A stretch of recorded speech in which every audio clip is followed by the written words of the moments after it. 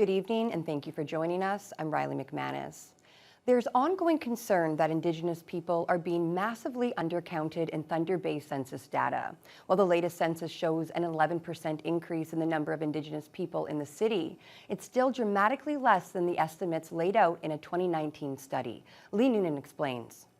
The 2021 census shows just over 15,000 Indigenous people of all ages living in the city. That's 1,565 more people than in 2016. But the researchers behind the 2019 Our Health Counts Thunder Bay project estimate the adult population at between 23 and 42,000. That could mean the Indigenous population is as much as 3 times bigger than the stats show. Dr. Janet Smiley, the study's principal investigator, says Indigenous people are vastly less likely to complete the census. About 70% of First Nations, Inuit, and Métis people living in the city of Thunder Bay do not participate in the Canadian census.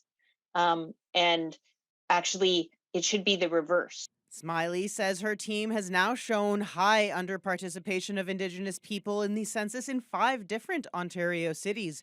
She says there's a wide range of reasons Indigenous people don't complete the census, including a lack of access to housing or internet. We have this history as we move towards September 30th. There's very good reasons, longstanding reasons, then why Indigenous people might not trust government authorities who are trying to ask them all kinds of questions about themselves and their families. Smiley says undercounting leads to the chronic underfunding of services for Indigenous people, including the health services at Anishinaabe-Mushkiki, the study's local partner. You're under-resourced in primary care, everybody ends up in emerge, right? And then that hurts everybody because the emerge is full and overloaded. So Indigenous and non-Indigenous people are going there, and Indigenous people are going there iller than they would be because they don't have a regular primary care provider.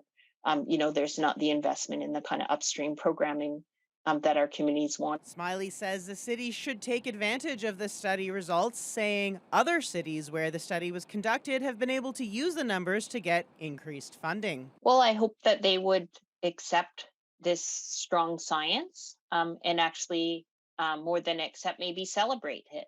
With an election coming up, Smiley encourages the new council to use the study data as leverage to help resource any new reconciliation efforts.